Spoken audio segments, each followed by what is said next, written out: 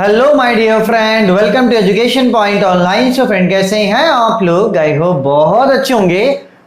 मेरे प्यारे बच्चों, फाइनली आपका एग्जाम स्टार्ट हो चुका है। कुछ बच्चों ने केमिस्ट्री का पेपर दिया है और कुछ बच्चों ने फिजिक्स का पेपर दिया। राहत की बात यह है कि क्वेश्चन पेपर आसान था, उतना टफ नहीं था, आराम से आप पास हो सकते हो। अब बस दुआ ये करना है कि मैथमेटिक्स 2 हमारा अच्छे से हो जाए। तो देखो बेटा, एक बात आप समझिएगा, मैथमेटिक्स 2 अपन ने बहुत अच्छे से पढ़ा है, ठीक है। मैंने मतलब एक बस होता है ना, छोटे बच्चों को कैसे पढ़ाया जाता है उस तरीके से मैंने मैथमेटिक्स 2 पढ़ाया है। डर लग रहा है ना, बहुत डर लग रहा है कि यार क्या है क्या नहीं। डरो मत यार, डरो मत। पहली बात, मत डरो, डरने की कोई जरूरत ही नहीं है। अगर कोई डर रहा है, मैं सबसे पहली बात बोल रहा हूं, डरो मत, ठीक है। आराम से चीजों को आप कर सकते हो बेटा। देखिए, सबसे पहला तो आप क्या करो, आप एक क्या करो, शॉर्ट नोट बनाओ, रिवीजन आप स्टार्ट कर दो बेटा, ठीक है। आज के बाद कल कोई नया टॉपिक मत पढ़ना, कोई कुछ भी बोल दे। आपने जितना भी पढ़ा है, किसी ने 2 यूनिट पढ़ा है, किसी ने 3 पढ़ा है, किसी ने 4 पढ़ा है, जितना भी आपने पढ़ा है बेटा उसका आप प्रॉपर रिवीजन करो। कल फर्स्ट हाफ में, ये नहीं कि पूरा दिन भर, कल फर्स्ट हाफ में आप प्रॉपर रिवीजन करो और बनाओ शॉर्ट नोट। अब आप बोलोगे सर ये शॉर्ट नोट क्या होता है? देखो, शॉर्ट नोट ये होता है, जब हम लोग लीनियर इक्वेशन पढ़ रहे थे तो y इज इक्वल्स टू क्या होता है, CF प्लस PI, ठीक है। देखो, CF निकालने का क्या तरीका था बेटा कि हम लोग रूट्स निकालते हैं, M1 और M2 हम लोग निकालते हैं, है ना। इस तरीके से आप समझ के करो कि M1 और M2 निकालते हैं, ठीक है। अगर M1 M2 हमारा क्या होता है, डिफरेंट होता है ना। M1 M2 क्या होता है हमारा, डिफरेंट होता है। तब जाके हम लोग CF का फॉर्मूला लगाते हैं, C1 e का power M1x plus C2 e का पावर M2x, ये फॉर्मूला हम लोग लगाते हैं, ठीक है। और अगर M1 और M2 बराबर हो जाए तो इसको हम लोग M के बराबर मान लेते थे और फॉर्मूला क्या लगाते थे, फॉर्मूला लगाते थे e का power mx C1x plus C2, ठीक है बेटा। इस x को अपन पहले भी लिख सकते हैं, इस x को अपन बाद में भी लिख सकते हैं। ये हो गया आपका CF का रूल। अब देखो, PI का फॉर्मूला क्या होता था, PI का फॉर्मूला होता है 1 upon function of d into Q, है ना। अब Q का अलग अलग केस है। पहला केस क्या है बेटा, Q का पहला केस है जब आपका Q क्या हो जाएगा, e का पावर ax हो जाएगा। तो भाई जब Q आपका e का पावर ax हो जाएगा तो आपको क्या पुट कर देना है, पुट कर देना है d is equals to a, बस आपका सॉल्व हो जाएगा। उसके बाद दूसरा क्या था बेटा, दूसरा था जब आपका Q क्या हो जाए, cos ax और दूसरा sin ax। तो इस केस में क्या करना है, इस केस में आपको d स्क्वायर की जगह पर माइनस a स्क्वायर पुट करना है, यही तो था। उसके बाद तीसरा केस था बेटा कि जब हमारा Q क्या हो जाए, x का पावर m हो जाए, तो इसमें आपको क्या करना था, जो आपका फंक्शन ऑफ d है उसको कन्वर्ट करना था 1 plus minus d upon a के इनवर्स में, बस वहां से आपका काम हो गया। ये आपका तीसरा केस।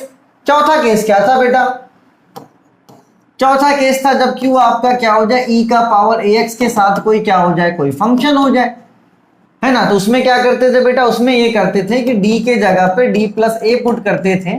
इससे क्या होता था, e का पावर ax क्या हो जाता था, साइड हो जाता था। तो यार पढ़ा बहुत कुछ है, डरना क्यों है यार, डरना क्यों है? जिसने जितना पढ़ा है उसका शॉर्ट नोट्स बना लो। जितना भी पढ़े हो ना, हम ये नहीं बोल रहे कितना पढ़े हो, जितना भी अभी तक पढ़ लिए हो भैया उसका शॉर्ट नोट्स बना लो, देखो और प्रैक्टिस करो। बेवकूफ की तरह नहीं करना है। आई बात समझ में? हाँ बोलोगे सर डांट रहे हैं, हाँ भैया नहीं, कुछ कुछ कॉल्स आ रहे हैं सर हमने।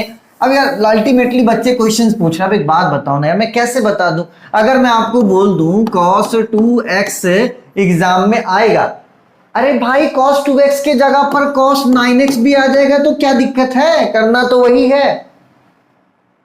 हाँ, अगर मैं बोल दूं ग्रेडियंट का क्वेश्चन है वेक्टर का, x square y square important है, तो भाई अगर एक्स स्क्वायर वाई स्क्वायर की जगह पे x plus y plus z भी आ जाए तो बनेगा तो वैसा ही है ना। तो क्वेश्चन का तो यहाँ पे कोई वैल्यू ही नहीं है। यहाँ पर सबसे ज्यादा जरूरी वो है कंसेप्ट। तो कंसेप्ट को रिकॉल करो आप लोग, बस इससे रिवीजन करो, कंसेप्ट को रिकॉल करो। आज जितना पढ़ लोगे पढ़ लेना, कल कोई नया टॉपिक मत पढ़ना। जो भी आपने पढ़ा है बेटा उसे आप क्या करना, रिकॉल करना, बहुत अच्छे से हो जाएगा, घबराना नहीं है। एग्जाम में जाइएगा आराम से सबसे पहले ये जैसे आपका क्वेश्चन पेपर है, समझ लो, अपनी मतलब गलती मत करना, मैं फिर से बोल रहा हूं, ठीक है। जो जितने भी दिमाग वाले जो घबरा रहे हैं कौन सीनियर्स पता नहीं प्रकट होकर आपको ज्ञान दे रहे हैं, ना ले इनका ज्ञान, बढ़िया रहेगा।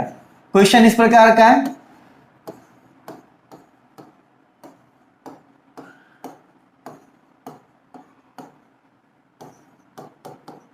वीडियो को थोड़ा स्पीड में देखना, ठीक है, जल्दी से। मैं इसमें ऐड भी नहीं लगा रहा हूं, बिना ऐड के आएगा ये वीडियो आपके पास, ठीक है बेटा।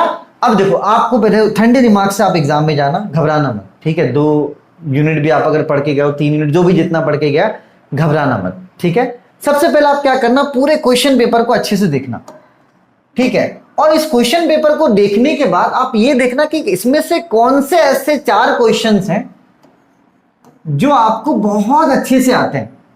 हो सकता है कि आपको 2 का ए आ रहा हो अच्छे से, हो सकता है आपको 6 का बी आ रहा हो अच्छे से, हो सकता है आपको 3 का ए आ रहा हो अच्छे से, हो सकता है आपको 8 का बी। ये 4 क्वेश्चंस आपको बहुत अच्छे से आते होंगे, ठीक है। तो आपको क्या करना है बेटा, ये 4 क्वेश्चंस को आप बहुत अच्छे से करना है, स्टार्टिंग में करना।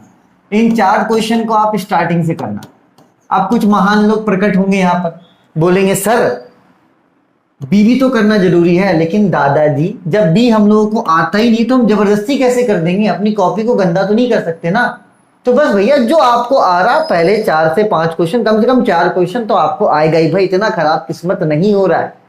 देखो मैं रिस्क ले रहा हूं 4 से 5 क्वेश्चन का, कि हाँ भैया मेरा बच्चा जो पढ़ा वो आराम से स्टार्टिंग के 4-5 क्वेश्चन कर देगा, उसके बाद के तो मैं कुछ बोलता ही नहीं हूं ना। उसके बाद आप क्या कर रहे हो, आपका काम, आप एग्जाम में जाइए, सबसे पहले सेलेक्ट कीजिए क्वेश्चन को कि कौन सा ऐसा क्वेश्चन है जिसको आप बहुत अच्छे से कर सकते हो सकता है कि आपका 8वां का बी ऐसा क्वेश्चन हो जो आप बहुत अच्छे से कर सकते हो, सबसे पहले 8वां का बी करना, ठीक है। तो सबसे पहले आप जो क्वेश्चंस आपको अच्छे से आते हैं वो आप करो, कम से कम 4 क्वेश्चन यार।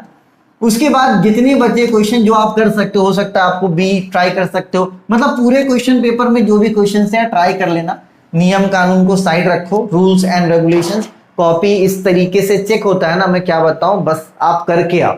जितने मैथ्स आपसे बन रहे हैं वहां पर उतना बना कर आओ, है ना। नियम कानून की मत करो चिंता भाई मेरे, मत करो चिंता, है ना। अभी मैं खुद एमटेक के 4th सेमेस्टर में हूं, मुझे 4th सेमेस्टर में अभी नहीं होना चाहिए।